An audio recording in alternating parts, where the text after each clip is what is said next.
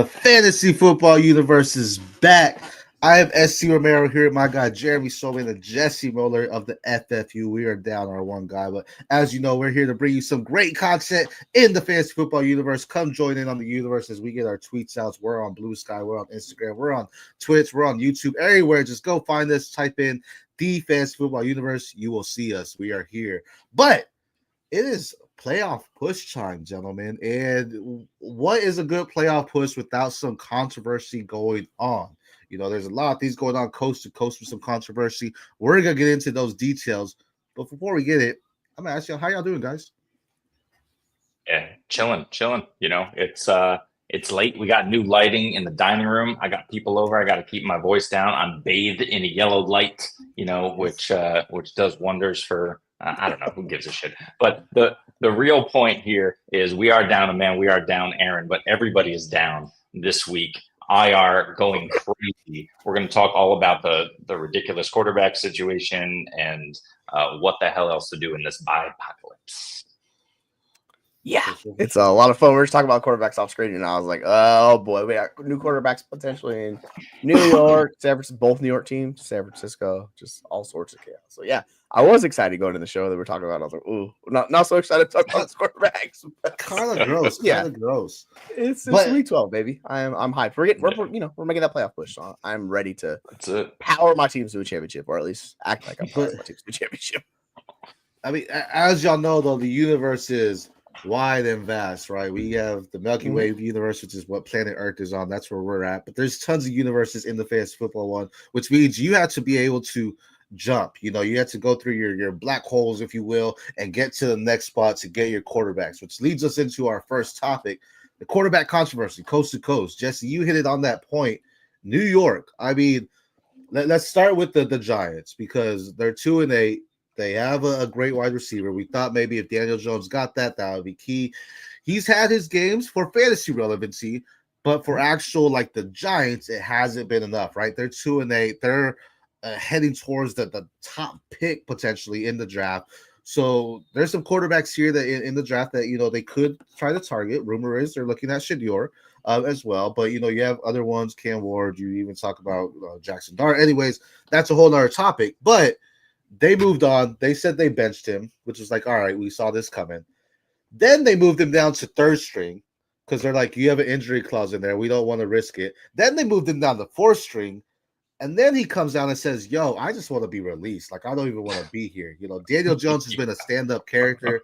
His interviews have been great. You see it in his eyes. Like, this guy's defeated. But he's been like, it's the organization. They're a great organization, blah, blah, blah, blah, blah. Anyways, they're coming in with, are you talking to me?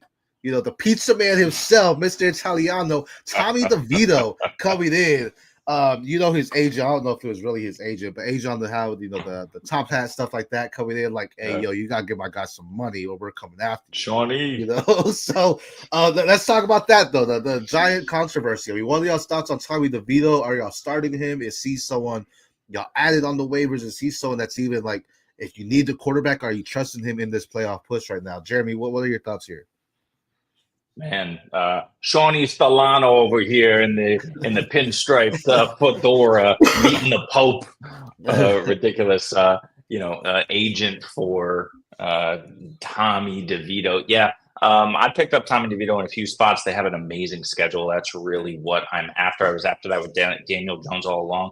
The problem is Tommy DeVito is Tommy DeVito. You know, he's going to come in. He's behind a super porous offensive line.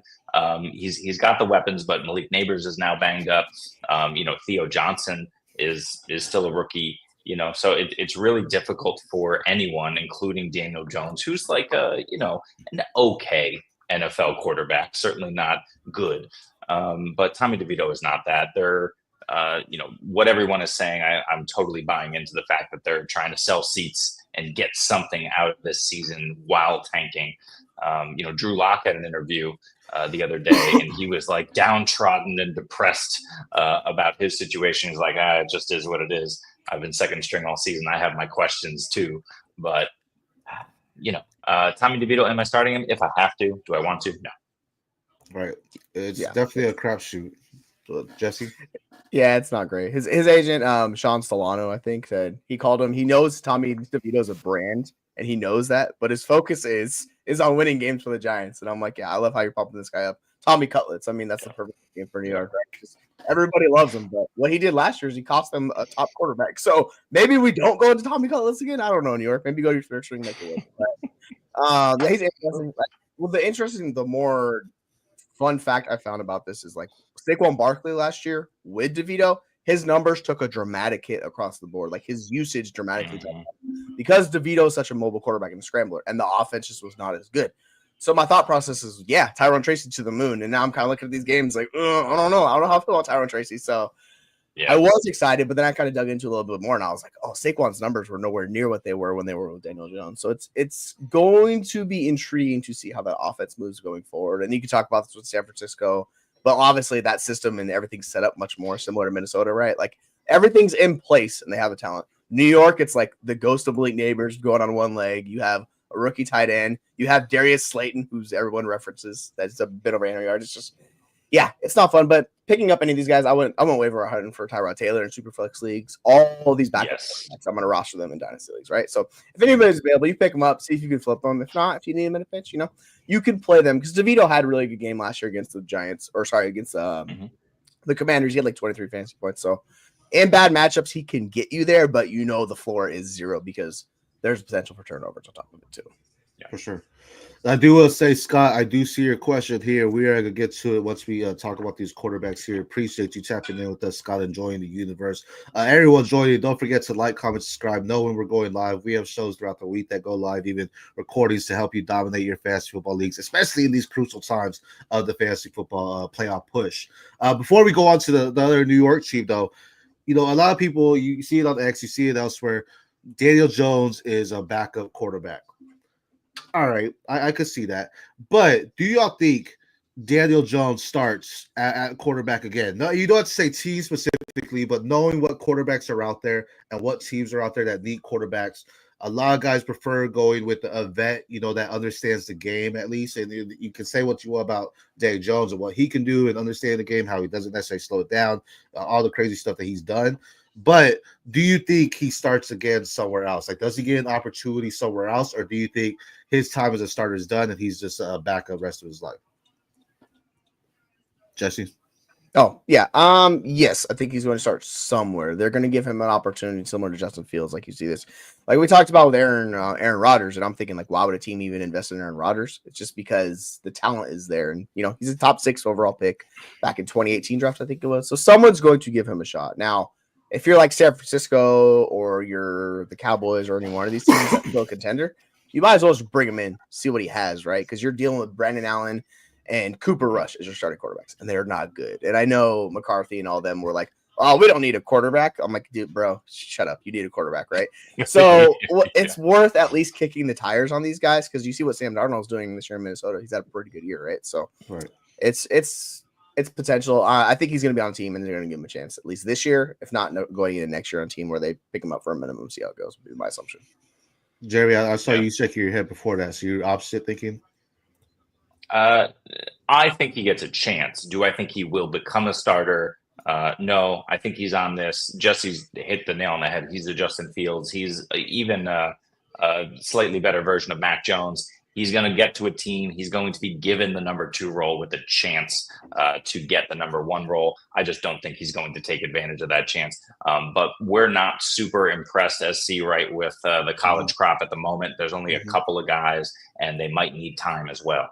So there's already a lot of talk about these bridge guys coming in for next year. I think he's absolutely given a shot in somewhere like Vegas next season to be a bridge. But what will that amount to? I don't know. Just a sell window, get out while you can on Danny Dimes. Yeah, for sure.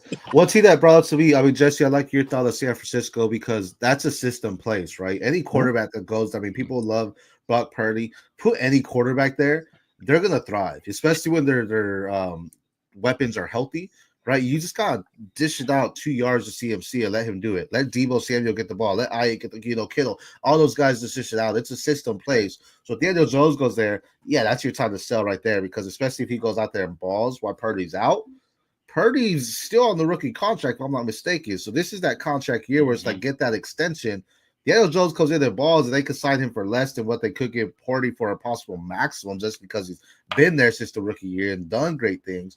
That's something to consider. One team that brought up me for the bridge is Tennessee. I don't see Tennessee getting one of those first-round quarterbacks because I think they go Ted. I think they need a wide receiver. Where you have Vegas, the Giants, even the Cowboys potentially going after a quarterback in the first round. So Tennessee is going to dive back deeper. They could go after one of your later round quarterbacks. But again, with Danny Dimes being the arm he has, it's not Levis. Levis has a good arm, but they're one and the same in a sense. But Daniel Jones has more experience, so they may go with him to say, Levis, look, maybe we're gonna give you another shot, but we want to go with this guy. And if you fall, then you're the backup. Because right now I feel Levis is more of a backup than Daniel Jones. I feel Daniel Jones can start. Will he is the question, right? So that's a team that I think could be interesting to eventually take him as well. Now the other New York team, we talked about this whole chaos with Daniel Jones in a matter of days. Was it today or yesterday? I feel like it was in recent hours, within 24 hours. Yeah. Rumors came out. I'm saying rumors because I know how official it is, that the Jets are going to place Aaron Rodgers on IR and let him go. And Aaron Rodgers came out and said he doesn't want to play with the Jets in 2025. My mind blew up. Like, if it turned into a balloon, it blew up automatically. Like, it's just, what is going on in New York? We just talked about the Giants. Now there's chaos in the Jets, and they've already fired their whole damn staff for Aaron Rodgers. So now he's saying, nah, I don't want to play here. We brought in your top wide receiver in Devontae Adams. Nah, I don't want to play here. Jeremy, let's start with you. What are your thoughts on this whole situation? Top wide receiver. They brought in every goddamn wide receiver Aaron Rodgers has ever played with. Randall Cobb was getting paid because of Aaron Rodgers. Alan Lazard, they drafted guys around him. They brought in some vet tackles for Aaron Rodgers. It's just sad. Obviously, they weren't getting the job done. Rodgers was getting rushed at a ridiculous rate for his age and lack of mobility. Yeah, unfortunately, his career could be over. I think he's still going to try. Look, we talked about the quarterbacks that are coming in next year. You're going to need a bridge. Aaron Rodgers will have a job somewhere. He could go to Vegas pretty easily, a non-contending team, and be handed the keys right away, especially from a guy like Tom Brady, if he's going to be the ambassador there. But it's just a tough situation. Jesse was mentioning it earlier. I also scoured the waiver wire and grabbed Tyrod Taylor right now in leagues where I need a QB3 or a bye week guy, redraft Superflex, especially like some of these, Scott Fishbowl. I grabbed him for Mac Jones instead because we know Tyrod is a capable quarterback and he has the weapons around him and he does not need an offensive line because he is mobile. So Tyrod is a yes, go get him. Aaron Rodgers is a complete disappointment. It's ugly in New York. And yeah, they fired everybody for him. You hit the nail on the head there. Fired everybody for him. And now it's done. Agreed, Cassidy. Jesse, what are your thoughts here? Yeah, it's with these high profile quarterbacks. And this reminds me a hell of a lot of Brett Favre, right? With all the issues surrounding Brett Favre. It's weird how the second guy out of Green Bay is doing the exact same stuff. He's just even more of like an unpleasant person behind the scenes. So, and that's saying a lot, consider all the stuff behind the scenes with Brett Favre, but we don't need to get into all that. He's a headache to deal with. And they had to basically reshuffle their whole organization to kind of meet the demands for him, which is why I thought it was asinine to trade for him over Lamar Jackson, who was entering his prime at the time. They're like, no. Mm-hmm. They went aside from that. Like, we're gonna take him. We're gonna get Aaron Rodgers to go from this. And look how it's backfired on them. Now you have this situation where Aaron Rodgers, like, where is he going to go next year that gives that team a chance to compete? It needs to be a team that's really set up to win. And those teams almost all have quarterbacks already, right? Like, it's not a good foundation without a quarterback. That's a really rare situation. So, I mean, he's going to end up in probably a mediocre situation, and it's just going to be a disaster for him. So they're going to try to meet all the needs and stuff like that. I don't know. I think it's just like, yeah. Maybe he is on the Brett Favre plan. I think y'all should just be like going with the JJ McCarthy route and see how that goes, because Brett Favre can literally like break your organization. Or sorry, not Brett Favre. I don't know what you call him that. Aaron Rodgers can break your organization. Like he did that with the Jets. Obviously, the Jets were super unsound and it was crumbling beneath them. The Vikings seem like a much more stable organization. They've built a consistent winner the past decade, give or take, where they've been there. They competed. The whole Kirk Cousins thing in the time before with the miracle in Minnesota with what's his name, I can't remember, but they had that whole thing too. So yeah, I'm intrigued to see where it goes, but I have no idea where I would be confidently putting the money, because you're also going to have to pay this guy a good amount of money too on top of it, right? Too, so you have to have cap space to do all these things. somebody will do it because teams are desperate for quarterbacks. We talk about these teams like Tennessee, all these teams that need quarterbacks.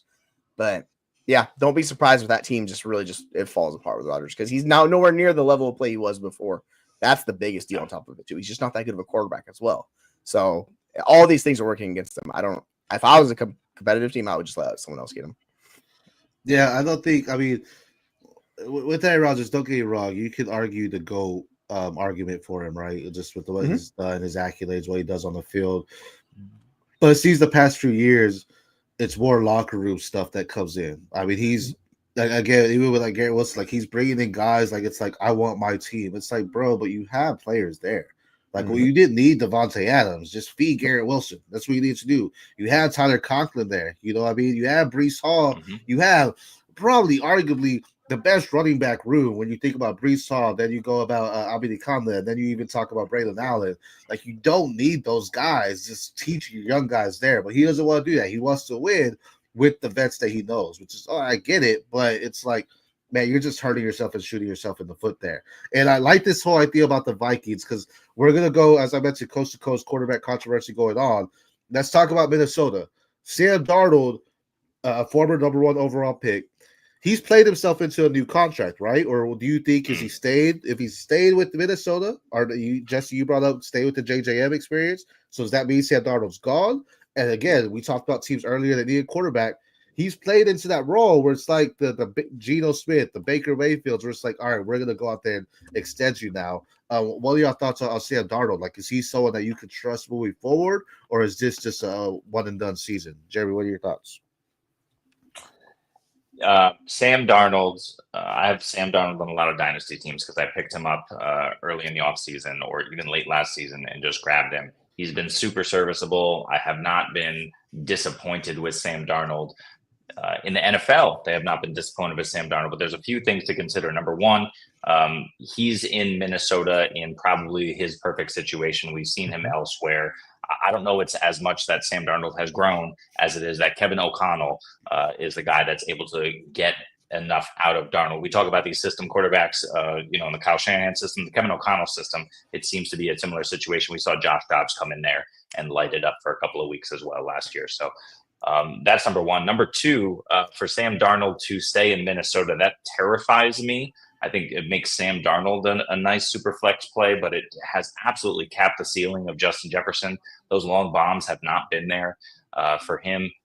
He has not put up even with all the weapons. I know TJ Hawkinson is still being integrated, but Justin Jefferson is used, no longer as that deep threat, and those 30-plus point boom games are gone. He's my wide receiver 9 this week because he's still Justin Jefferson, but his ceiling is capped weekly because of Sam Darnold. So should they go with JJ McCarthy? I don't know. Can he throw a great deep ball? He's got good accuracy. He looks really good. We're not totally sure what he is because of his limited work in Michigan. But the answer is yes. You probably want to keep the guy who's likely as good as Sam Darnold on a rookie contract and let Sam Darnold go elsewhere. So I think both of these guys are viable next year, but I expect Sam Darnold to be somewhere else. Yeah. Jesse, thoughts? I think that's what it is with Sam Darnold. You see the limitations in his game and the decision making. That's always the issue. The arm strength's never been the question. That's always been there. That's why he was a top 3 pick. That was the Baker Mayfield draft. He went 3 to the Jets, and the whole situation was a disaster with Adam Gase. He's been in abysmal situations. You see him in a good situation with one of the better play callers in the NFL, good personnel, and the metrics will tell you he's been pretty good, but those metrics are a little bit flawed because it's more team-based stats than it is Sam Darnold stats. And that's where you get a little bit worried because you're comparing him to, say, like a Brock Purdy in San Francisco. Brock Purdy's playing just at a better level in a similar situation, but he's just showing you a bit more than Sam Darnold is showing you. So you have more confidence, right? So, the teams that are going to be looking for him, I think it's interesting on who you want to go with, but this is the whole situation. Everything is, and also that defense is really good with Leslie Frazier in Minnesota on top of it too. So everything is set up well for him this year. Wherever he goes next year, it's going to be a worse situation because if you're the Vikings, I don't think you see enough for Sam Darnold where you're like, you know what? We got to give him a long-term deal. You let someone else do that deal. You bring in another guy on the scrap heap like Daniel Jones or someone. Because I was looking at time to throw. Daniel Jones is like bottom of the barrel. He's like at 2.4 seconds. There's only a few guys actually below him, and I was kind of surprised by that. I expected him to have more time, but he didn't. So I think he can kind of fit like a quick passing team attack if that's what you need. So yeah, I think you just kind of tread water and until JJ McCarthy comes back and they see we have in JJ, and then you try that out and go for it. Yeah. That's fair. That's fair. Before we get into, I have two other teams I want to talk about for quarterbacks, but let's answer some of these questions here. Let's see. Scott's asking us, "Hey guys, what are your thoughts on Christian Watson this week? Is he worth the start? And what are your thoughts on 49ers offense? What do y'all think about Christian Watson? I mean, he's a boomer bust player, man. And wherever you go with Christian Watson, you want the big bomb throws. And I don't know if that's what the Packers are necessarily doing. They do have it, but you also have the emergence of Jaden Reed. It's just such a crapshoot of wide receivers there, where Jaden Reed's the only one I feel really confident in starting. Slightly behind him is Dubs, because I know Dubs could get here and there a little bit. Tucker Kraft has really fallen off, right? We were high on Tucker Kraft a few weeks ago, and now he's fallen off. So for me, in a pinch, if you need it, sure. But I mean, I personally don't like it unless you're basically doing it on touchdown dependent for me. But what are your thoughts here on Watson?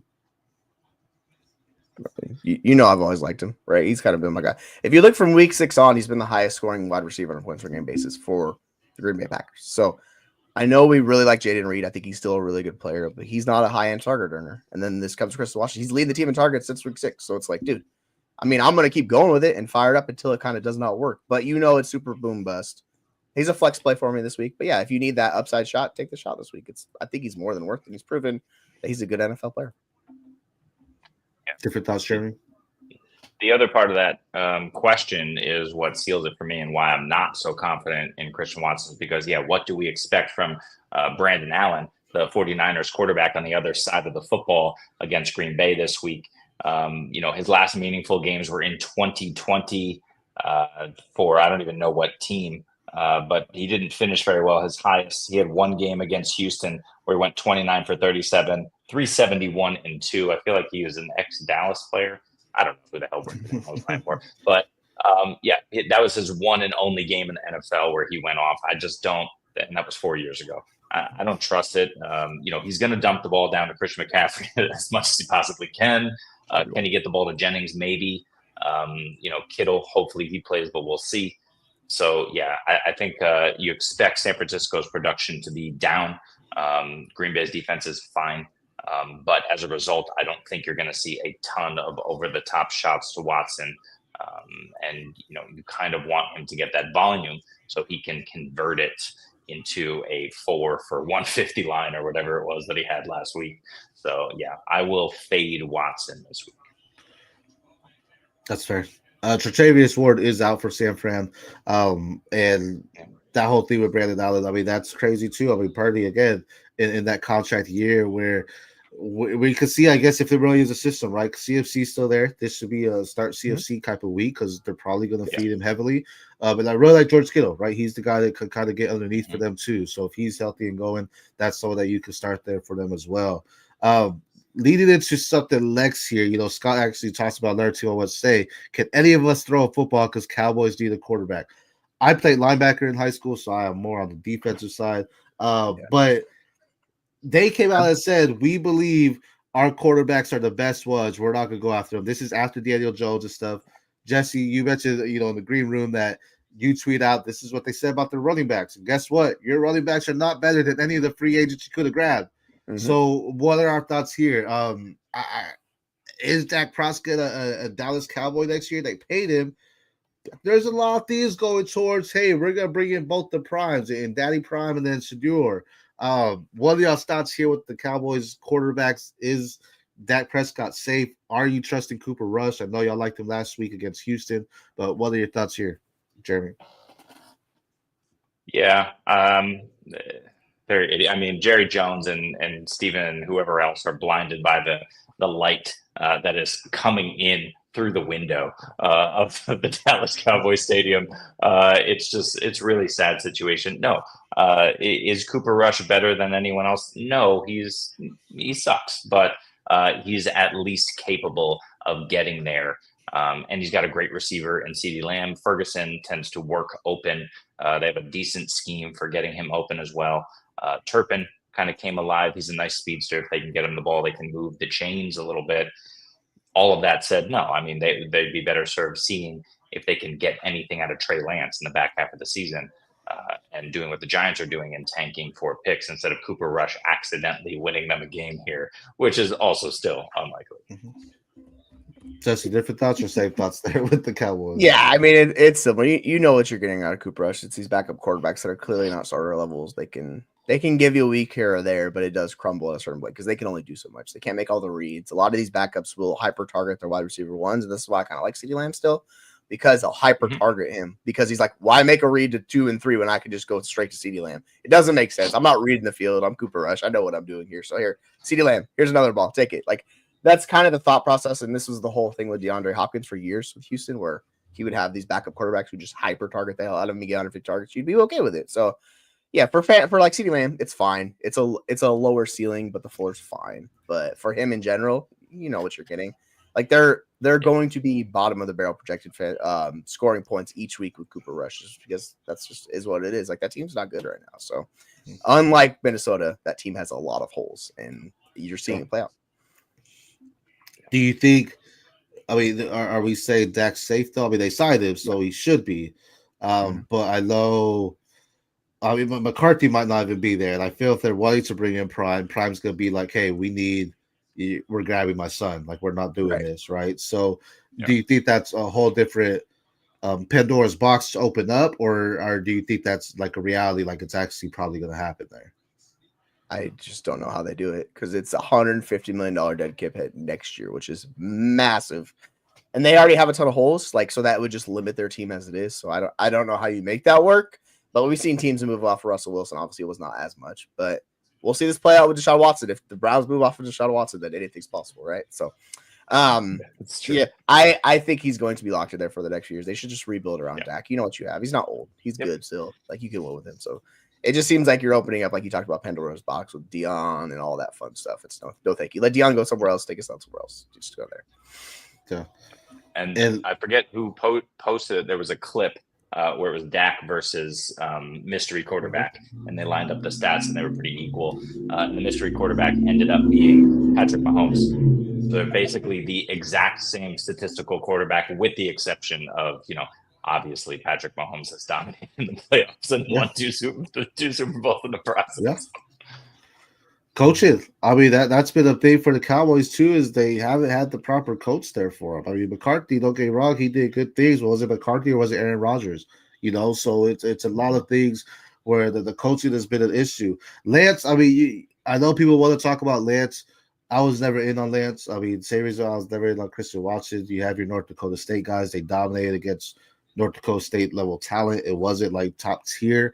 I get what he did is phenomenal. But at the same time, it's like Lance, I mean, we can see it, he showed some shines, but at the same time, he's also shown some mistakes. And we haven't seen enough to say, all right, this is the guy here. So that's an interesting thing going on there for him as well. What Trey Lance could do for the team. And if Cooper Rush doesn't do it, I mean, at this point, like, why are you playing to try to win? Like, I get it, you want to be competitive, but why not try to get that higher draft pick and secure your guy, whoever it is? Like I said, we talked about Prime. Genty's been on their radars potentially. You can even talk about some of the offensive linemen. If you want to go defense, because Michael Parsons has talked trash about the organization himself, so maybe you're going to one of the defensive guys. Travis Hunter, who can play both sides as well. Yes. So there's a lot of big things that can happen, but like at this point of your season, if you're playing to win, you're really hurting yourself even more. Like you gotta play and try to get this win, especially when you're going up against division rivals and the Giants. Like, all right, we got to do worse than what they're doing, right? So, there's things here. Speaking of quarterbacks, IP14, Bo Nix or Baker? Baker's against the Giants. Bo Nix against the Rams, or not the Rams, the Raiders. Excuse me. Baker, I believe, if I'm not mistaken, Mike Evans. I know he's still questionable, but I think he's trending towards playing. That's what I heard, yeah. So, who do y'all go here? You know who it is? It's Bo Nix. Yeah. Is that where you're going, Joey? Yeah. I just love the typo here. Boa the Constrictor Nix coming in and crushing. Bo Nix is the guy. He's available in your 1 QB leagues. You got to go pick him up. His schedule is juicy. He runs around like an animal. Baker's great. He's been playing awesome. That offensive line is phenomenal. I'll go Bo Nix this week, but either of these guys, I don't think you can go wrong.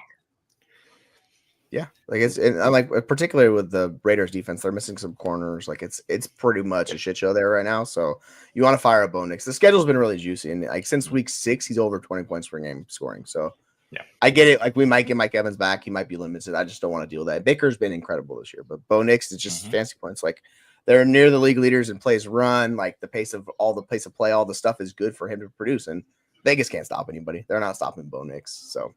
Yeah, Bo Nix season continues, folks. Yeah, I like the start. I mean, Baker coming off the bye week, he still be fully rested after having his worst fantasy performance against the 49ers. But again, he gets his wide receiver one there. We know Kate Alden, that's been a guy y'all talked about multiple times. Even their running backs are, hitting on point and getting some passes out the backfield as well. So you really can't go wrong, but I think Bo Nix gives you the higher upside here, as Jesse was saying, with that rushing upside as well. So either or, flip a coin and you should be good. They should both allow you to win the week for you as well. Quarterbacks are always going crazy. Daniel had a question here for us. Would you start Otten or Disley? And what it may be negative game script for Otten? Man, I know Disley's been the hot target, right? That's been the guy. But what are y'all's thoughts here, Jeremy? Yeah, I'm going Disley. They're back to back in my rankings 7 and 8. I get Kate Otten. If Mike Evans misses, I think you can push Otten over Disley. Right now, I have Disley over Otten. The role's been nice, but McMillan potentially getting more involved outside the bye. But even more so, I just think these two backs are really going to be the ones who do not take a hit with Mike Evans' return. I think the hit comes from Kate Otten. He is, even though he's playing a Chris Godwin-esque role, he is not Chris Godwin. And I think that, he takes a slight hit there as a result. That said, again, two really good options, but I'll go Disley this week. Yeah, and it's a really brutal matchup against the Giants for Otten. I mean, they've played a lot of on Jeremy's ranking show. He highlighted kind of the teams they played and how there was not a lot of good tight ends. So that's kind of the whole thing with caveat with tight ends. You kind of have to see how they play. But I'm fine going Otten. He's just been the higher target earner in his current role, even if it comes down a little bit. Disley's a little bit more touchdown dependent. He has earned targets at a higher rate the last few weeks.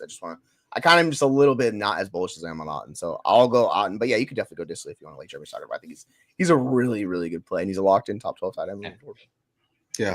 I think the way they're using Disley is phenomenal. It gets you excited for potentially the link up of Colston Loveland going there with his former collegiate coach too, next year, because he's definitely going to just skyrocket over Disley as well. Caspi, avoid Green Bay wide receivers, happens to the hype with Wicks. Exactly. I mean, it's just very hard for these Green Bay wide receivers, man. There's so many mouths to feed, and really, I saw tweets a while back that people were saying, should we go back to Malik Willis? I don't know. I mean, Jordan Love's the better quarterback, but it's getting crazy. I just think they've had different game scripts, right? And it's allowing them. I feel they're using Jacobs a lot more, which has just changed it, and they haven't really had to go crazy with their passing, so it's been limited for different guys to feed there as well. Scott saying Brandon was in Cincinnati there. Sure. Denver is playing, as y'all mentioned, a lot of people out, so he's asking, Devon Vele or instead of Christian Watson. Christian might be a bridge too far. Yeah, if you're going boo or bust, you go with the boo or bust with Christian Watson, not with Vele. And that kind of range of players, I'll always take the swing on the high ceiling shots, and that's Christian Watson every time. And you just kind of live with it. Vele's been solid though. Like Vele's been decent turn burner, but it's a better offense, a better quarterback. So I'll go with Christian Watson. Cassie coming in with some heat. When are we going to see the Mingo Madness? Man, I don't even know if that's ever going to happen, to be honest. 2045 when he's coaching for the Cowboys? I don't know. I don't know if that's happening. Dallas lighting 4th round picks on fire these days. Yeah. So, Jesus. That's just wild. Let's see. Did we ever learn from the Dak CD issue argument was last year in playoffs? Something happened. Their chemistry has not been the same.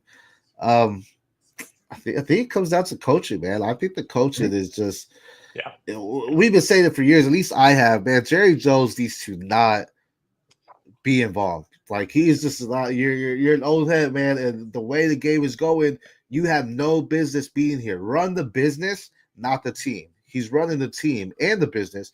Just run the business. Dallas Cowboys are I don't have the numbers in front of me, but I know they're one of the top organizations, if not the top, when it comes to like finances and bringing in, their income, their profit.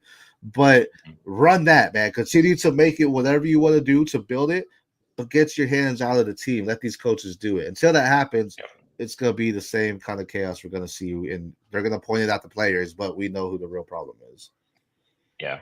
And the other thing to consider is, it's the reason why Baker has been so good this year is Dallas's offensive line is not what we have always come to expect from Dallas's offensive line of years past. They've completely turned it over. They've got 3 new guys from center all the way to, I think it's right tackle, in the last couple of years. So I think they're headed in the right direction, but that transition is rough right now.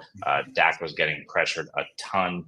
Cooper Rush, you see it. He's just learning to get the ball out as quick as humanly possible at this point. So, yeah. This what goes into Baker rest of the season. We put out a thread on the FFU X account talking about, if you're out of the playoffs, by now if you're in and out. If you're on the push, sure, but if you're in and out or on that push, right? If you have Baker and you're out, he's a great sell high candidate right now because he's having a top 5 season. His playoff schedule is super juicy. I would say you could possibly, if someone's crazy about it, you could try to go get Stroud straight up. Maybe he's having that sophomore slump. I know Stroud's the better dynasty quarterback, but if someone's trying to win, Baker gives him the better option right now, right? Even if you go with May's schedule's coming up is pretty rough as well. Possibly go there. So Baker's a great trade target for me at this point, simply because he's someone that the rest of the season schedule comes in, which actually leads me into our next question here, our next topic, the RBs for the playoff push. We're coming into that type of game, 12, 13, 14, right? Our final weeks in the fantasy football season. These running backs play value, right? They're very thin when it comes to running backs. Your wide receivers are deep. your quarterbacks, running backs are very thin. Is there anyone in the running back room or running backs that you're specifically targeting for a playoff push? Jesse, let's start with you. Yeah, I mean, it really depends what you're looking for. And I'm going to leave Jeremy's guy because I know who he's going to talk about. Yes, you do. Mr. Irving down in Tampa Bay. Yeah, he's a good one. You really want guys with juicy schedules and guys that have good roles in their offense. So, I get it. People are lower on Kyron. I think it's a good time to buy Kyron Williams' offense because the schedule is really good down the stretch. So anytime the market kind of shifts on a player in season, obviously redraft, it's much more safe to bid than it is dynasty. Dynasty's a whole different discussion. But you could do Josh Jacobs in Green Bay. Brian Robinson's another good guy in Washington because of the schedule down the stretch, and he's been really good when he's healthy. It's just the injuries holding him. So obviously, if anyone's at all concerned with Christian McCaffrey, I get it because of the the situation. And then I would also say, I know I was a little bit lower on Tyrone Tracy this week. The Giants have a good schedule too. You could go Tyrone Tracy as well. It's really depends what you're looking for. You want the high ceiling shot, go take McCaffrey. If you want guys that are more like floor plays, like Tracy, I like Brian Robinson and those guys. I think they're good buys for you. And Kyron would be the other one where I'd be like, yeah, I'll buy Kyron too. Jerry, your guys. Jesse, you continue with the Tony Pollard hate, just not even including him. He has probably one of the juiciest schedules out there. Yes, Tajay Spears is involved, but he's out this week with a concussion that could linger into next week. He's got Houston and Washington too. Houston's fine. Washington, not a smash matchup, but then Jacksonville, Cincy, Indy, Jacksonville to end the season. I don't care if Tajay's out there. I think Pollard's absolutely going to smash. This team could win some games here at the end as well, and that's your fantasy playoff. So I love Tony Pollard's schedule. I think he's going to blow up this week too, just because he's the only guy there. So go out and get him, and you can get him low because he bombed last week. But yeah, the other guy's Bucky Irving by far. I've been trying to get him everywhere. He's too expensive for me in Dynasty, but I might still pay the price. You know what I mean? I'm still considering it on a few leagues.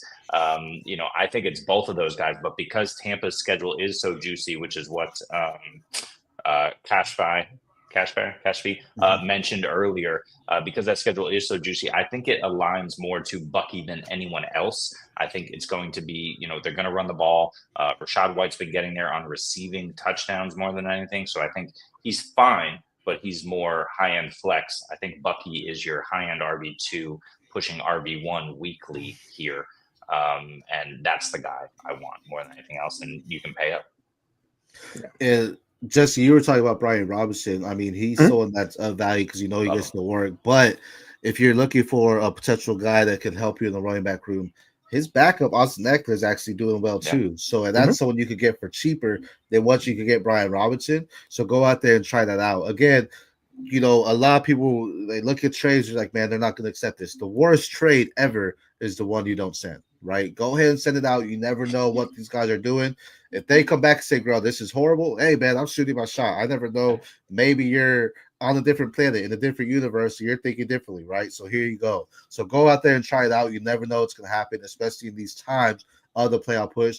And vice versa. Again, if you're out, Austin Eckler, Brian Robinson, Bucky, maybe not Bucky, he's young, but these are guys that you could potentially sell. Tony Pollard, 2-year contenders, and get some good value out of them, again, because of these juicy playoff schedules, you know. Yes. End of the day, I know the names matter when it comes to it, but the real people, the championship winners, are the ones that look at these type of things and say, hey, my guys have a tough matchup coming up. This guy has an easier schedule. I'm going to go ahead and do this trade because I'm trying to win now. I'm not worried about the future. There's a thing in Dynasty where a lot of people try to build, and they never build into a championship because they're too worried about building instead of actually having the contender. That's something I think a lot of league mates need to hear is, yeah, it's about building up a dynasty, but at the same time, you need to build to win. And eventually you got to realize, hey, I need to stop building. I just need to win, right? So consider that when you're making these trades here as well. Cap for Life, thanks for joining in. Just traded Dobbins and AR5 for JSN and Knicks. I need 2 out of the 4, Abdullah, McMillan, Dell, or Shoemaker. Great trade. Love that trade. AR, I know there's some top things for him, but it's really, you know, Knicks, he's balling, right? So they're building around him, but I love JSN for Dobbins. That's phenomenal value there, getting that. 2 out of the 4 this week. Who are y'all going with? I think I go Dell and Abdullah. Abdullah's playing the Broncos though, right? Yeah, it's not good. The Broncos are a rough matchup against running backs. That's you could talk yourself into McMillan. He just hasn't been healthy. So like I actually like McMillan. I think if he's healthy, he will earn targets. But like we have not seen him been healthy the majority of the year. If you want to go the guy that no one really focused on that you mentioned here, Shoemaker. He saw a good amount of targets, the routes run and stuff like that. You could do it. I know Jeremy was anti-Shoemaker on the show the other day. But I'm saying, like, in that range of tight end, you could do it. I would much rather play the skill position players just because the role is more certain. Obviously, you're going to shoot your shot with Tank Dell. You live with it. He's the clear starter out of these guys. And then it really depends with Abdullah. More of the fear play. I just don't know how involved Dylan Lobby is going to be in this game. That's my one concern. They're both kind of pass-catching specialists.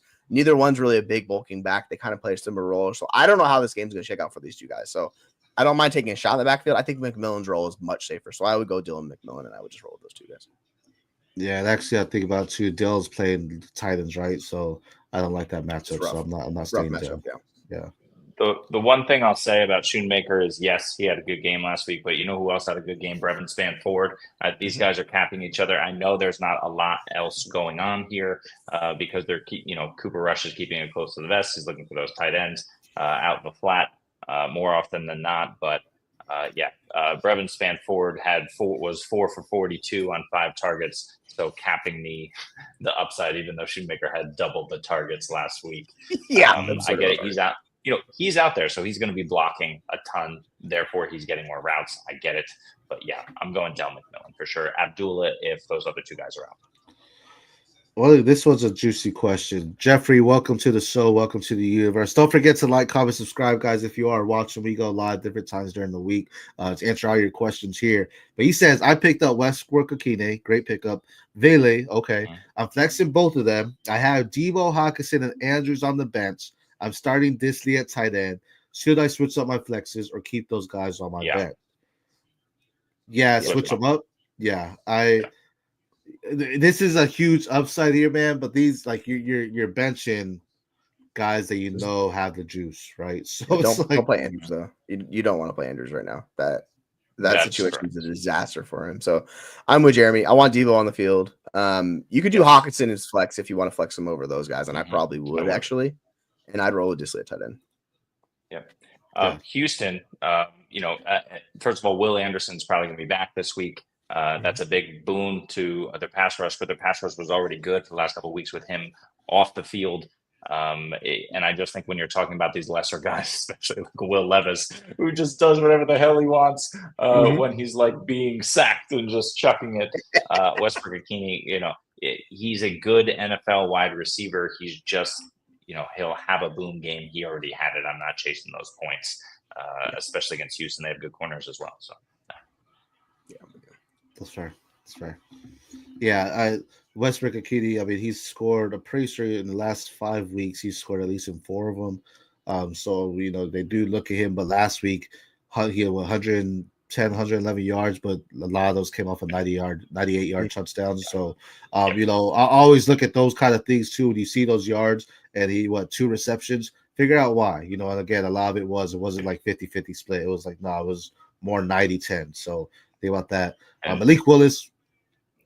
Yeah, to your point, there are those touchdowns. The volume for targets is okay, but look at those receptions: 1, 2, 2, 5, 2, 2. So that's kind of the concern. Is a Will Levis target is not necessarily the same as an average NFL quarterback target.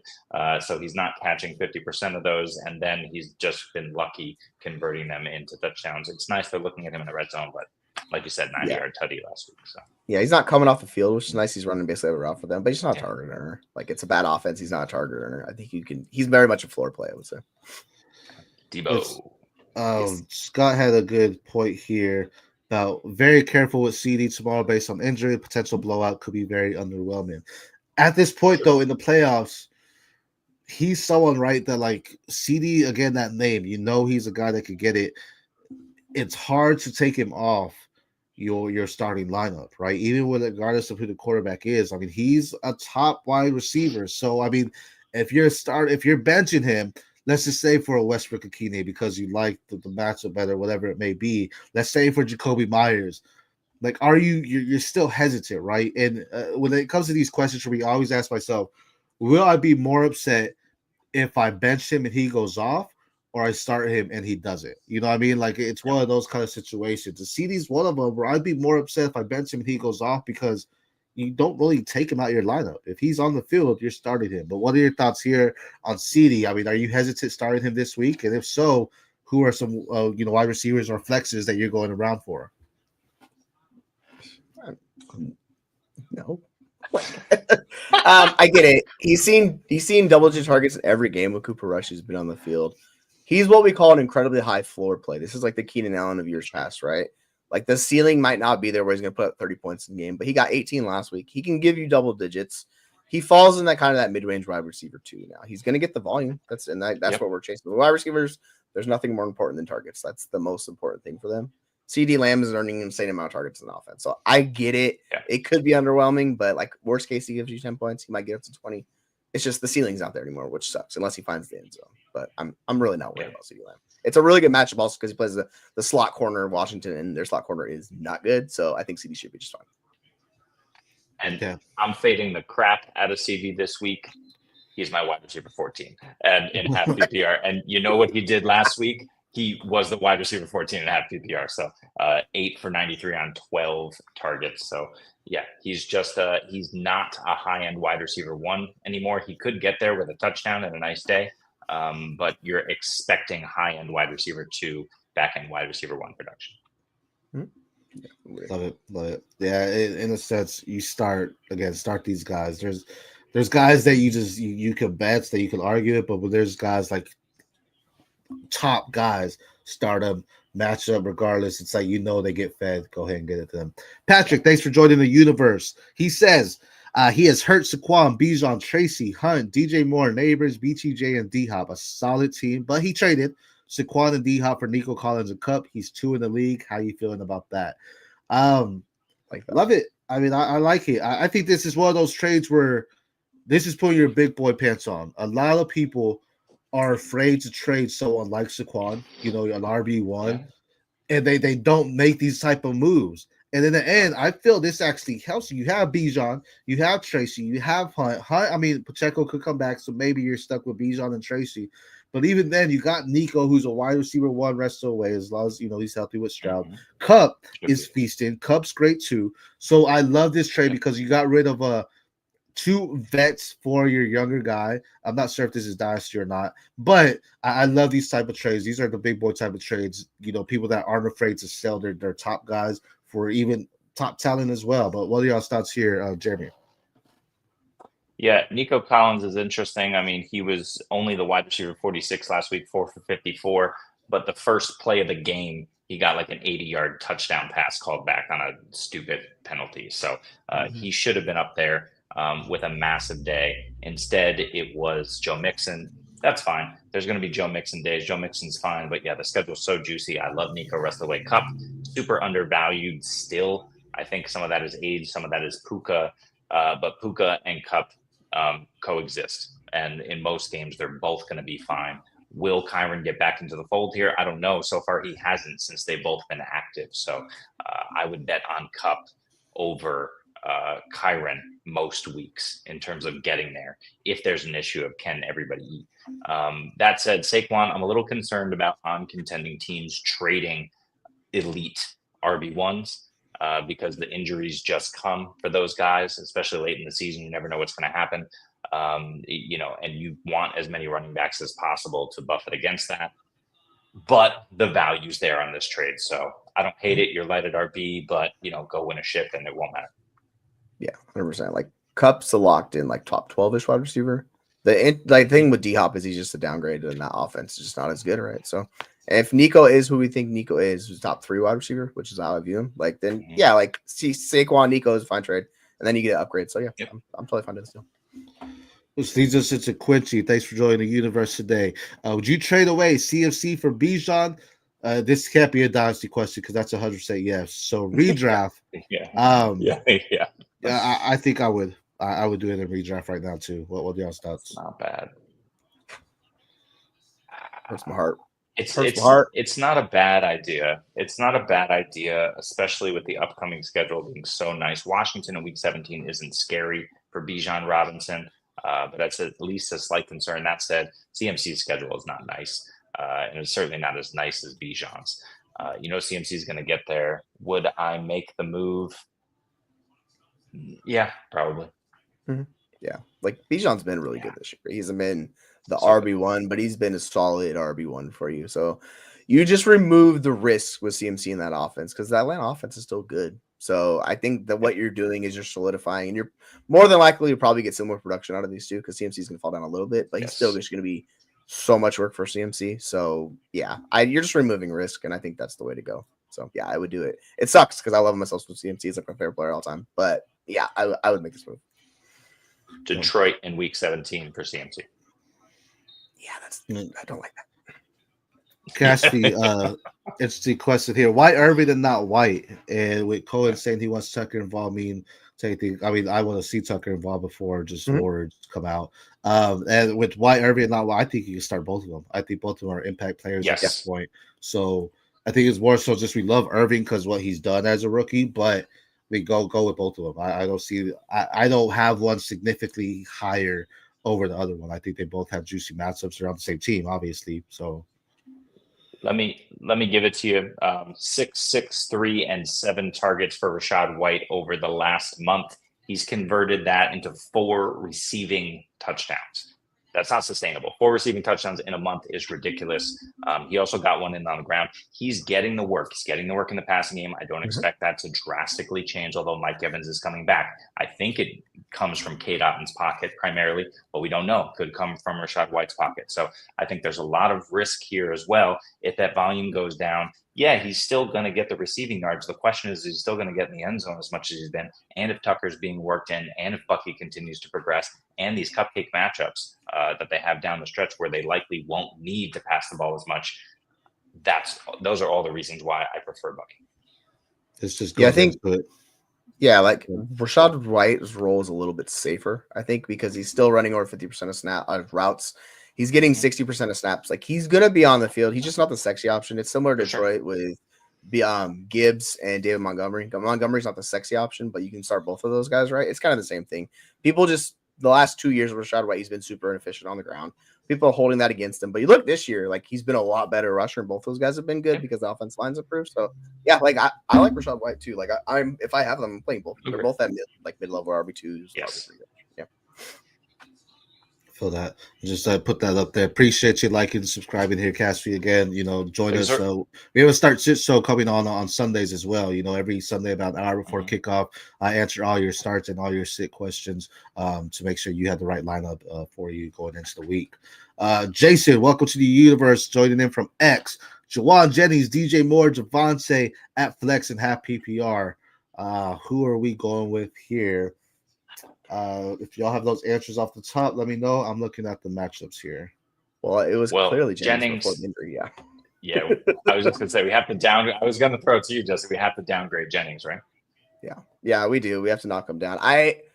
Where I'm struggling is how much to knock him down because he's been the high end targeter and that offense has been him and Kittle, CMC to a point, and then Debo's the one that's taken the hit. So I'm curious to see how Shanahan constructs this offense moving forward with not Brock Purdy if they focus more on Debo because he runs the easy layup routes and that fun stuff. I don't know the answer to that question. I just know Jawan Jennings has been the better wide receiver this year for them. He's been their best wide receiver that they've had this season. So I really want to say Jawan Jennings. It's the safer floor, seems like DJ Moore, but the Bears offense just has not been good, right? So you're trading one situation that got worse for a situation that's been pretty terrible, even though we like Caleb and the changes they made to that offense. He's going to be – I have DJ Moore like wide receiver 30. Jawan Jennings is going to be in that range now. I might take the ceiling shot with Jawan Jennings and just go for it until I see it from DJ Moore. But, yeah, I think DJ Moore is the safer option. And Javonte, man, I don't. It's a juicy matchup against Vegas, and I think Javonte is the one that you just plug in and play. Like that seems like the easy opt-out answer. You don't have to deal with this. That's what I'm doing. I'm going to plug in Javonte and take the easy opt-out answer. Yeah. He's should be, look, we don't know, but he should be locked in for 16 plus touches in this game. He should be, right? Mm-hmm. It does not make sense that he would not be unless he fumbles and Sean Payton is on his Sean Payton shit. I want Javonte because I feel like he has the safer floor given everything that's transpired in San Francisco. I think Javonte is the safest bet. I think Jawan Jennings gives you the boom. DJ Moore, I would have said earlier season, I would have said this, but I just don't trust that offense right now. The matchup itself against Minnesota could be something nice too, but I think he's definitely my third right here because I'd rather have that boom that Jawan could bring or the safe floor and Javonte. Javonte, though, could be boom or bust too. He could have a great game, but he could also, give you 2 points. So, but I think Javonte is your safe bet here, not PPR. Scott here, when you look at Rush, who was throwing in the practice before he started, it was the Shoemaker and Tolbert and Turpin, so I think he's comfortable going with those guys. Yeah, that's fair. I agree. Yes, it's just you're dealing with by far immensely better than all of those guys. So it's you're not going to default to throwing to all of those guys above them. Before we continue on with our questions, I mean that leads us into wide receivers though. I mean he's talking about some receivers here. Who are some target wide receivers? Like let's say you're out of the playoffs, right? And you don't really you're not going after these top guys to help you win. Who are some trade targets though that you could possibly try to get on the low to potentially build up for next season or ready for you for dynasty talks here? Anyone comes to mind off the top? Yeah, take it. You get those injured guys, right? You go after Godwin. Olave, I think, is the best guy that you can go after in Dynasty right now. Every single metric. This was, God, I always forget who I listened to. I listened to far too much during the week in terms of podcasts, but I think it was on the Matt Waldman show, and I think it was Harstad. Does Harstad do the pod with him? Who was talking about it, but basically the idea is Chris Olave from every single metric, from multiple different metrics that we like to see in Dynasty that's predictive, right? He's had elite production in the past. His yards per route run are nice. His reception perception metrics are really nice. Chris Olave, from however you look at it, should be an elite superstar in this league. Will he be? I don't know. He might be stuck with the Derek Carr experience for a few more years. He might deal with Spencer Rattler or another rookie QB coming in. We don't know how that's going to shape out. But I really want to go get Chris Olave. Unfortunately, I have a lot of Chris Olave, which is why my teams are down bad this year. But Godwin, Rice, the injured guys, that's the easy answer. But, somewhat Xavier Worthy is an interesting guy. He had a boom week last week. So maybe less so get your hands on him. Maybe you can do something crazy and send away CeeDee Lamb or a high end guy and get Nico Collins after a down game that people are worried about. I had an offer for Justin Jefferson and David Montgomery, give them away and get Malik in a late first. And I was like, no, but maybe I'll add Nico Collins in there and send Tony Pollard and maybe get that done. So yeah, I want to make moves where the guys have been down or injured. Yeah, it's when you're buying low on wide receivers in particular, there's a couple ways you can go about it. Jeremy nailed it. The injury guys, a lot of those guys are guys in bad situations. So this covers a lot of wide receivers all of a sudden. This covers the Cowboys situation. This covers the Giants situation, Malik Neighbors. I think a guy you want to buy high on is Ladd McConkey. He's done everything. He looks really good. He's on the field. He's connected to Justin Herbert. I don't expect them to spend high capital on another player with Ladd McConkey just immediately slots in. But even being a second option in that offense with Herbert, you know he could be a very valuable player. So I like him. If you want to go the low value route, Jalen Waddle has been a disaster this year, and his market has absolutely tanked. You want to, like, the guys that you know have been good before. So Jalen Waddle's been good. Like, that type of player is a good one to buy because they're insulated to a point, and that's all we're trying to buy into these guys. Like, this is talking about buying into Puka this offseason where people are like, oh, no, I don't believe in it. What does he do? He just comes out smashing. So you buy these good players, and Drake London is a glaring example of that, where Drake London, he was down bad. Garrett Wilson also, but Drake London's just been better. You buy these type of players and hope the situation turns out right for them. This is why Chris Olave is like a guy we should all be buying on teams that are not contending, because if it breaks right for him, it all could just jump in where he becomes a top 6 NFL wide receiver. Like, that's entirely possible. Yeah, BTJ. These two guys will tell you absolutely. Also me, yes. But these guys have been on BTJ forever, so yeah. Yeah, especially with T-Law, the injuries they have too with Gabe Davis and Kirk, he's the guy the rest of the way. If you're contending, go get him. You could try to get him if you're not, but it's probably not worth it for you because you're going to give up a lot anyways for him. So if you are too, I mean, his value is up there where right now he is the wide receiver 1 when it comes to rookies. Granted, Malik Neighbors missed 2 weeks, so that could be a huge thing, but he is the one, and he does have 5 touchdown receptions, only behind Harrison Jr. with 6. So he's one of the top rookies this year. He's going to be involved in this offense. He is the one moving forward. Even if Kirk comes back, if Gabe Davis comes back, whatever it is, I know they signed those contracts. He's still the one. He's the guy that's going to go there. And we've actually seen, I know they're stretching the field with him, but he actually has nice route running. That some stuff we didn't really see at LSU. He's actually doing some good things and getting out there as well. So y'all were talking about late first earlier. I forgot which one of y'all said it, but you said about trading someone for like someone in the late first. When we're talking about this draft, right now, I am not trying to get late first because when I'm looking at my board, the top 6 I feel are locked in. You have Ted McMillan from Arizona. You have Aston Jetsi from Boise State. You have Shadir Sanders from Colorado. Travis Hunter from Colorado. And then you have Cam Ward, who I believe are your top 5 right now.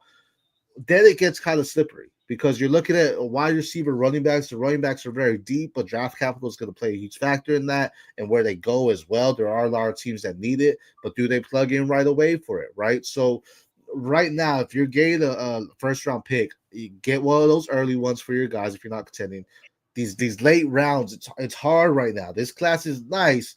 The running back room is deep. Don't get me wrong, I love it. But you don't know where they're at, so those late round picks become hesitant at this time. You could get seconds for cheaper guys or for guys that aren't more expensive and go get those because the running back room is deep. But your wide receiver class and your quarterback class, the quarterback class is a trap. I think the quarterback class is a trap class right now. Wait for next year if you're looking for a quarterback because that class is better. The wide receivers, it's top end heavy. I mean, it's not as deep as the one we just saw. So these wide receivers, you're looking at your Travis Hunter, Ted McMillan. People still like Luther Burden. I think Evan Stewart comes back and Emeka Egbuka, and then there's a drastic drop.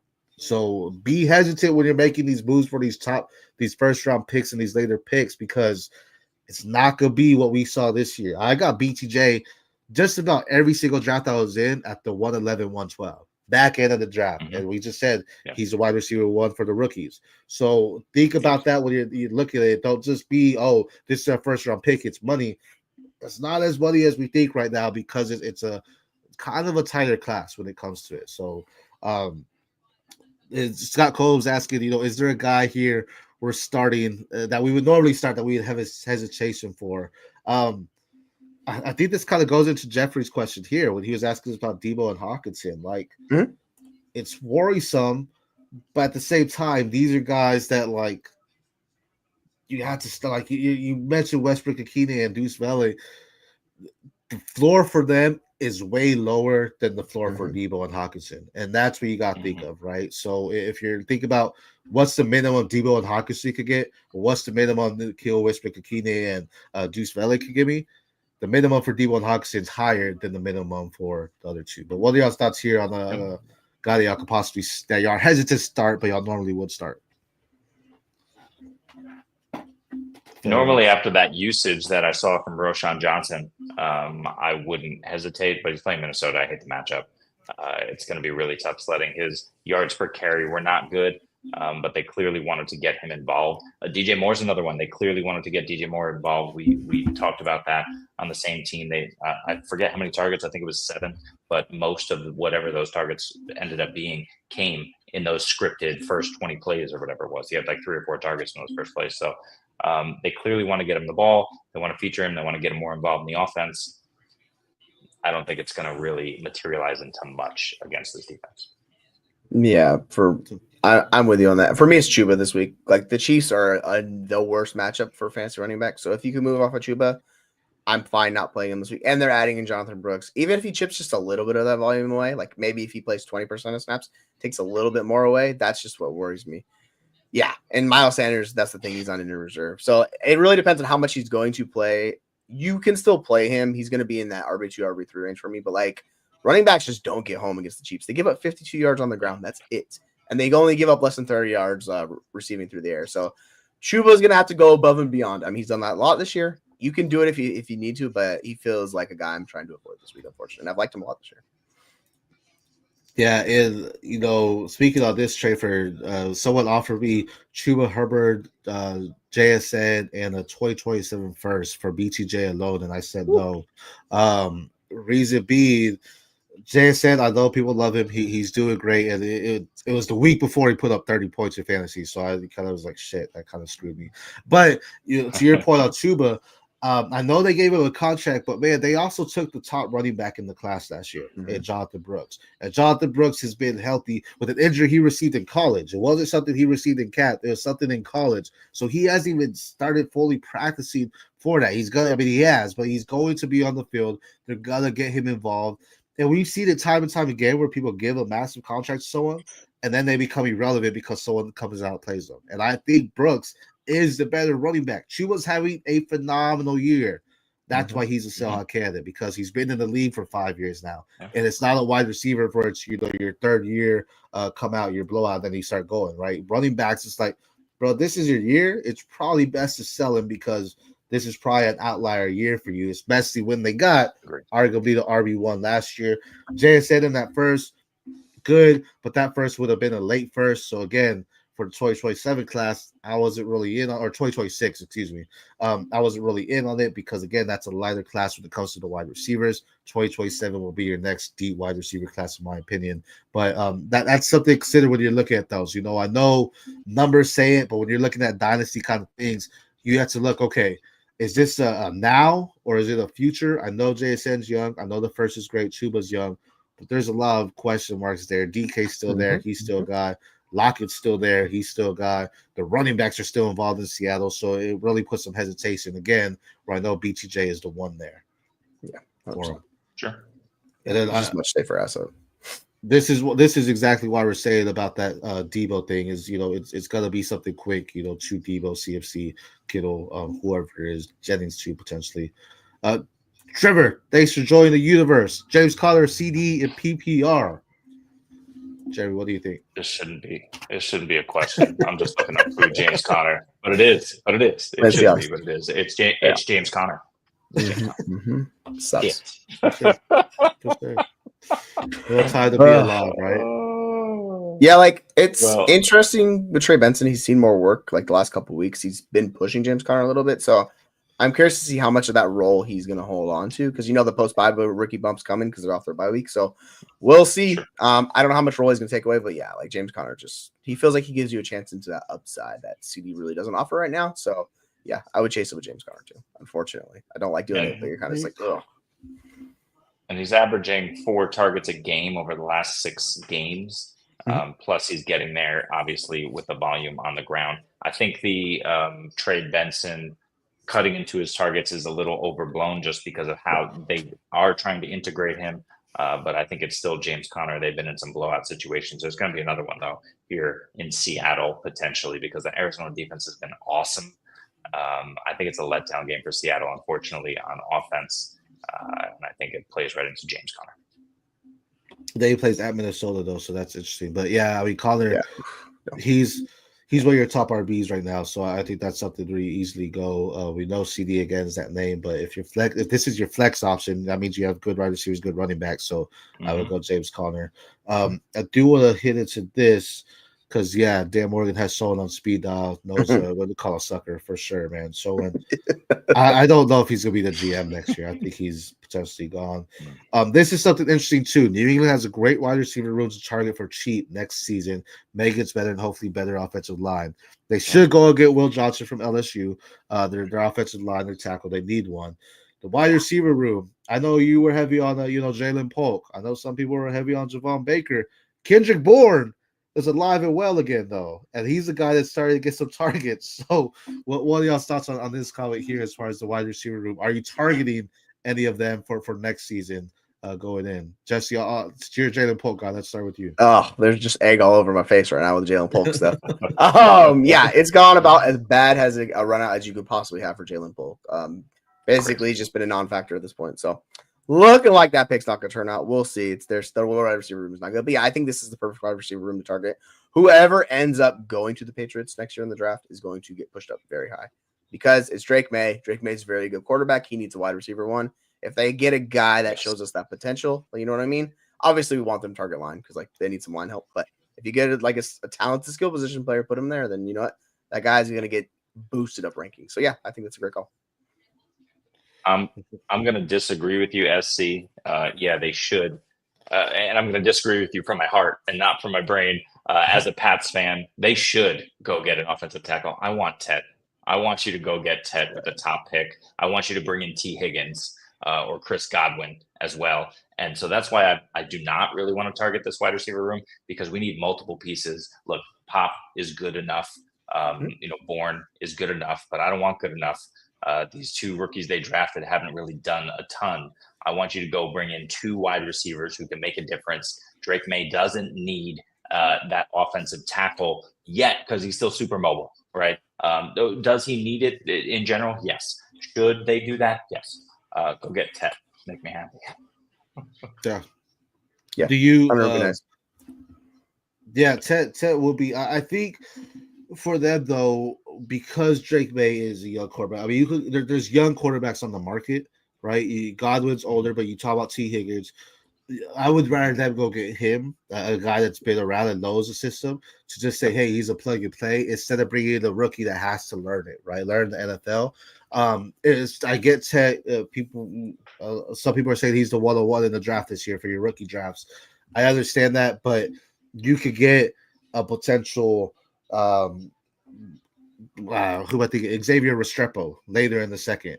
And that's someone that's going to be phenomenal for Miami. So, that's someone you could bring in and have him opposite T. Higgins. Xavier Restrepo is what people loved about Ricky Pearsall last year, right? He's doing it better with Cam Ward, in my opinion. So I do agree with that. Yeah, don't tease me like that. Well, we're teasing you all the way here. But it's something where we're seeing it time and time again. We're seeing it in Chicago as well. Sometimes it's not the quarterback, it's the protection you get them, right? We saw Justin Fields do some good things in Pittsburgh.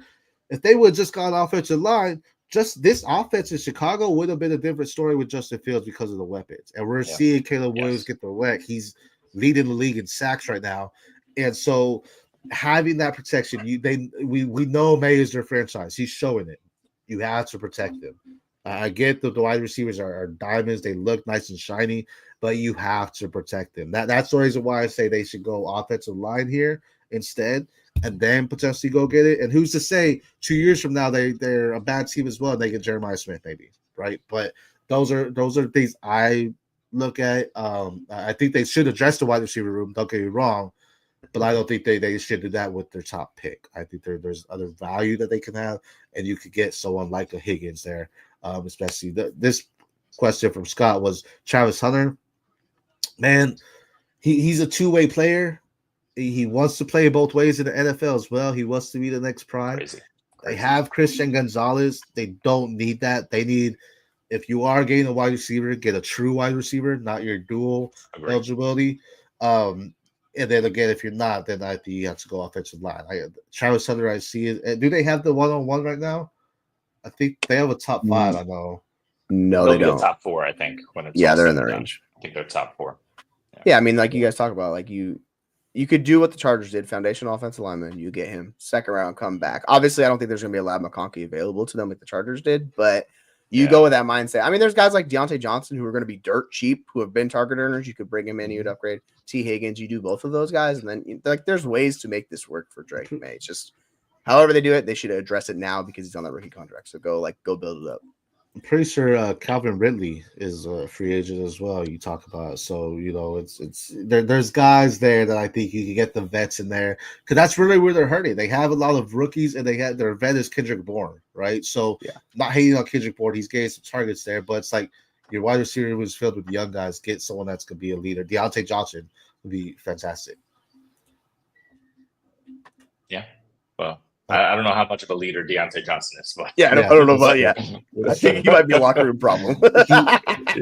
And looking at the draft awards today, Jacksonville, Tennessee, New York, the Raiders, New England. So they would have that 5 there.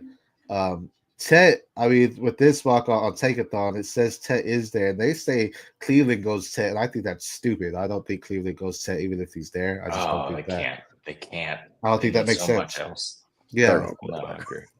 They probably would. I mean, yeah, they have to. If they go 10th, that means Deshaun Watson starting next year. Yay! So exciting. No, I mean, Jameis. Give me Jameis. Yeah.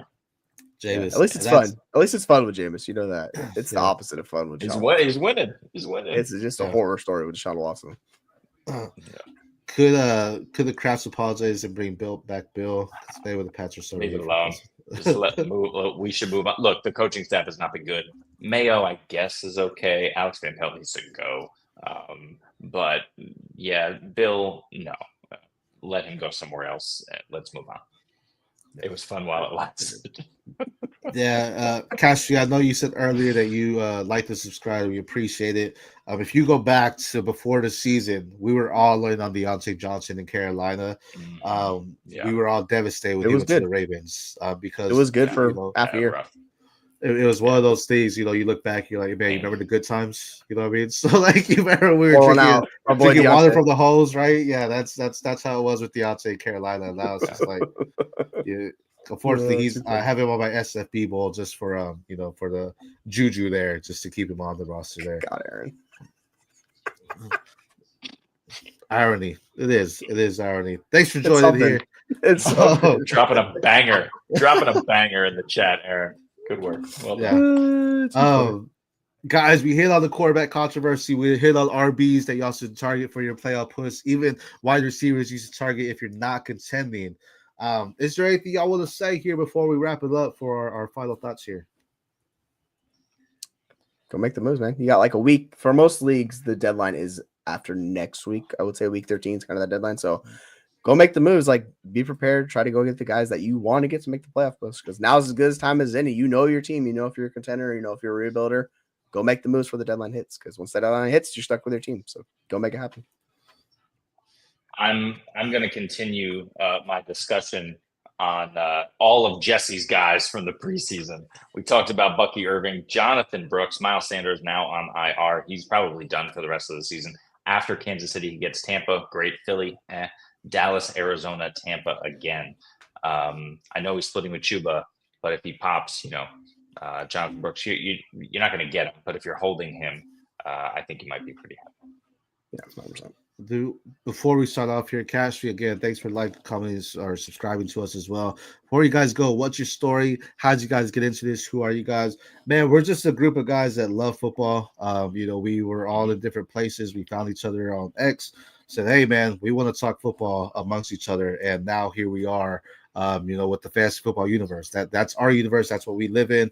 We love that y'all are joining and helping us out grow this because the universe is massive. We definitely need that growth for y'all, just to bring it more to y'all. So, we're here just bringing our thoughts to it. We talk about it amongst ourselves, and we figured, hey, let's share it to us. Hopefully you're not in our leagues because everything we're saying is factual. We're not trying to sway people anyway. This is our thoughts. So every time my league mates are saying, hey, I'm tuned into, I'm like, shit, man, I need don't tune into this episode because I'm talking about my sleepers here, but no, we're telling y'all everything from the bottom, man. So I appreciate you joining in and subscribing to us.